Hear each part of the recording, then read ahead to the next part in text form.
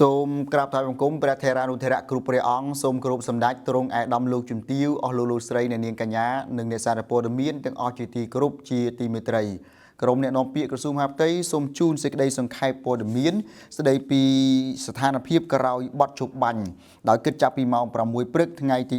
14ដល់ម៉ោង6ព្រឹកថ្ងៃទី15ខែមករាឆ្នាំ2026ក្រសួងមហាផ្ទៃនៃរាជរដ្ឋាភិបាលកម្ពុជាសូមជម្រាបជូនសាធារណជនជាតិនិងអន្តរជាតិជ្រាបថាសកម្មភាពរំលោភបំពានរបស់ភាគីថៃមកលើដែនអធិបតេយ្យនិងបូរណភាពទឹកដីកម្ពុជាបានបណ្ដាលឲ្យមានផលប៉ះពាល់នឹងការខូចខាតនៅក្នុងខេត្តចំនួន7រួមមានខេត្តព្រះវិហារឧត្តរមានជ័យបន្ទាយមានជ័យបាត់ដំបងពោធិ៍សាត់កោះកុងនិងខេត្តសៀមរាបបើគិតចាប់ពីម៉ោង6ព្រឹកថ្ងៃទី14ដល់ម៉ោង6ព្រឹកថ្ងៃទី15ខែមករាឆ្នាំ2026នេះបច្ចុប្បន្នភាពនៃស្ថានភាពរួមមានជាអាច1ស្ថានភាពពលរដ្ឋភៀសសឹកមានពលរដ្ឋភៀសសឹកចំនួន5820នាក់បន្ថែមទៀតបានបន្តវិលត្រឡប់ទៅលំនៅឋានវិញដូច្នេះក្នុងចំណោមពលរដ្ឋភៀសសឹកសរុបជាង640,000នាក់មានប្រមាណជាង500,000នាក់បានវិលត្រឡប់ទៅលំនៅឋានវិញពលរដ្ឋភៀសសឹកបន្តស្នាក់នៅជំរំមានសុវត្ថិភាពគឺមានចំនួន144,326នាក់ក្នុងនោះស្ត្រីមានចំនួន75,519នាក់និងកុមារចំនួន47,054នាក់ពលរដ្ឋភៀសសឹកខ្លះវិលទៅដល់ភូមិករមែនប៉ុន្តែត្រូវបង្ខំចិត្តស្នាក់នៅជំរំបណ្ដោះអាសន្នសាជាថ្មីដោយសារផ្ទះសម្បែងរបស់ពួកគាត់រងការខូចខាតខ្ទេចខ្ទីរៀបដល់ដីនិងពោពេញទៅដោយសំណល់យុទ្ធភ័ណ្ឌមិនទាន់ផ្ទុះរបស់យោធាថៃ2ការបើកឡើងវិញនិងការបន្តបិទផ្អាកសេវាសាធារណៈជាមូលដ្ឋានខេត្តឧត្តរមានជ័យមានសាលារៀន235មន្ទីរពេទ្យឬមណ្ឌលសុខភាព34រដ្ឋបាលខេត្ត1មន្ទីរអង្គភាពជុំវិញខេត្ត33រដ្ឋបាលស្រុក5អង្គភាពកងកម្លាំងមានសមត្ថកិច្ចថ្នាក់ក្រុងស្រុកចំនួន10រដ្ឋបាលឃុំសង្កាត់23និងប៉ុស្តិ៍នគរបាលរដ្ឋបាល23បានបើកដំណើរការឡើងវិញគណៈសាលារៀន25មន្ទីរពេទ្យឬមណ្ឌលសុខភាព7រដ្ឋបាលនៅថ្នាក់ឃុំសង្កាត់1និងប៉ុស្តិ៍នគរបាលរដ្ឋបាល1បន្តបិទផ្អាកខេត្តបន្ទាយមានជ័យអង្គភាពផ្ដល់សេវាសាធារណៈនៅថ្នាក់ខេត្តក្រុងស្រុកនិងឃុំសង្កាត់បានបើកដំណើរការឡើងវិញគណៈសាលារៀន5និងមន្ទីរពេទ្យឬមណ្ឌលសុខភាព1បន្តបិទផ្អាកខេត្តព្រះវិហារមានសាលារៀន32មន្ទីរពេទ្យឬមណ្ឌលសុខភាព12និងអង្គភាពផ្ដល់សេវាសាធារណៈនៅថ្នាក់ស្រុកនិងឃុំសង្កាត់6បានបើកដំណើរការឡើងវិញគណៈសាលារៀន29មាន7កន្លែងខូចខាតនិង22កំពុងសម្អាតយុទ្ធភ័ណ្ឌមិនទាន់ផ្ទុះ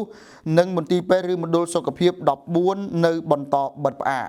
ក្នុងស្ថានភាពដែលទីតាំងផ្ដល់សេវាសាធារណៈមួយចំនួនបន្តបិទផ្អាកអាជ្ញាធររដ្ឋបាលដែនដីនិងមន្ត្រីពាក់ព័ន្ធបានកំពុងខិតខំបំពេញតួនាទីប្រកបដោយភាពបត់បែនតាមកលៈទេសៈដើម្បីផ្ដល់សេវាជាមូលដ្ឋានជូនប្រជាពលរដ្ឋរួមទាំងសេវានៅឃុំសង្កាត់និងប៉ុស្តិ៍នគរបាលរដ្ឋបាលជាដើម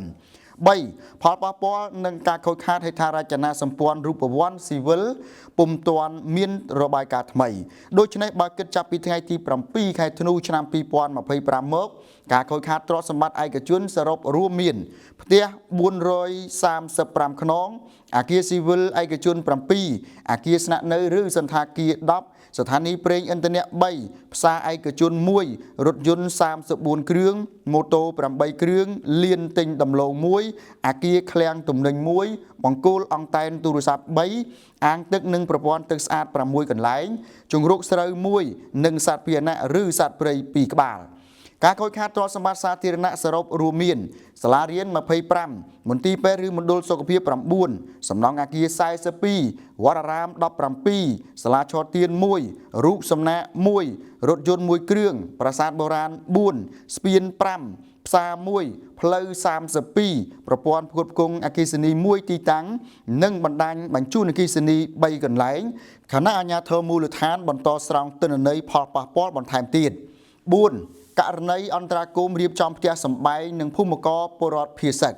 ខេត្តព្រះវិហារមានពលរដ្ឋវិលទៅលំនៅឋានវិញចំនួន 12,361 គ្រួសារស្មើនឹងចំនួនមនុស្ស 39,900 នាក់គណៈអាជ្ញាធរដែនដីនិងមន្ត្រីពាក់ព័ន្ធកំពុងចុះស្រង់ផលប៉ះពាល់នឹងការខូចខាតព្រមទាំងបន្តត្រៀមមធ្យោបាយដឹកជញ្ជូនពលរដ្ឋត្រឡប់ទៅកាន់លំនៅឋានវិញខេត្តឧត្តរមានជ័យមានភូមិចំនួន 84 ពុំទាន់អាចឲ្យពលរដ្ឋចូលទៅរស់នៅបានដោយកំពុងរៀបចំផ្ទះនិងភូមិករពលរដ្ឋ 172 ភូមិខេត្តបន្ទាយមានជ័យមានពលរដ្ឋវិលទៅលំនៅឋានវិញចំនួន 53,395 គ្រួសារស្មើនឹង 20,655 នាក់ទន្ទឹមនឹងអាជ្ញាធរដែនដីនិងមន្ត្រីពាក់ព័ន្ធបានរៀបចំកន្លែងស្នាក់នៅបណ្ដោះអាសន្នពីរទីតាំងជូនពលរដ្ឋដែលពុំទាន់អាចចូលទៅរស់នៅក្នុងផ្ទះសម្បែងចំនួន 2,735 គ្រួសារខេត្តបាត់ដំបងនិងខេត្តពោធិ៍សាត់អាជ្ញាធរដែនដីនិងមន្ត្រីពាក់ព័ន្ធបានកំពុងបន្តចុះត្រួតពិនិត្យនិងគាំទ្រការចាប់ផ្ដើមជីវភាពថ្មីរបស់ពលរដ្ឋក្រៅពីនេះអាជ្ញាធរដែនដីនិងមន្ត្រីពាក់ព័ន្ធគ្រប់មូលដ្ឋានបានកំពុងបន្តសហការផ្សព្វផ្សាយអប់រំអំពីផលប៉ះពាល់និងគ្រោះថ្នាក់បណ្ដាលមកពីយុទ្ធភ័ណ្ឌមិនទាន់ផ្ទុះជារួមមកដល់ពេលនេះក្រសួងមហាផ្ទៃនៃរាជរដ្ឋាភិបាលកម្ពុជាបាននឹងកំពុងយកចិត្តទុកដាក់នឹងតាមដានសភាពការវិវត្តនៅសមរភូមិមុខជាប់ជាប្រចាំនិងប្រគៀកស្មារជាមួយកងយោធពលខេមរៈភូមិន្ទដើម្បីការពារបូរណភាពទឹកដីនិងអធិបតេយ្យជាតិស្របច្បាប់ជាមួយគ្នានេះក្នុងដែនសមត្ថកិច្ចរបស់ខ្លួនក្រសួងក៏បានបន្តដាក់ចេញនៅវិធានការថ្មីបន្ថែមទៀតដើម្បីរួមចំណែកជំរុញការស្ដារជីវភាពប្រកបរបររបស់បងប្អូនប្រជាពលរដ្ឋស្របតាមការបដិញ្ញាចិត្តដ៏ម៉ឺងម៉ាត់របស់រាជរដ្ឋាភិបាលជាពិសេសការយកចិត្តទុកដាក់ផ្ដល់សេវាសាធារណៈនៅតាមរដ្ឋបាលខេត្តក្រុងស្រុកនិងឃុំសង្កាត់រួមទាំងការផ្ដល់សេវាអត្រានុកូលដ្ឋាននិងអត្តសញ្ញាណកម្មឡើងវិញជូនប្រជាពលរដ្ឋដែលបានបាត់បង់ខូចខាតឬផ្លាស់ទីលំនៅឬរងការបំផ្លិចបំផ្លាញពីយោធាថៃក្រសួងមហាផ្ទៃនៃរាជរដ្ឋាភិបាលកម្ពុជាគាំទ្រពេញទំហឹងការបញ្ជាក់ច្បាស់របស់សម្ដេចអគ្គមហាសេនាបតីតេជោហ៊ុនសែនថាកម្ពុជានឹងមិនធ្វើសម្បទាននៅអធិបតេយ្យឬសេចក្តីថ្លៃថ្នូររបស់ខ្លួនឡើយជាក់ស្ដែងនៅថ្ងៃទី 13 ខែមករាឆ្នាំ 2026 ភាគីកម្ពុជាបានស្នើជាថ្មីឲ្យភាគីថៃចាត់បញ្ជូនក្រុមវាស់វែងចម្រុះ Joint Survey Team ចុះលើដីជាក់ស្ដែងឡើងវិញដើម្បីអនុវត្តការងារបោះបង្គោលបណ្ដោះអាសន្ននៅកំណាត់ខ្សែព្រំដែនចន្លោះបង្គោលលេខ 42 ដល់ 47 និងបង្គោលលេខ 52 ដល់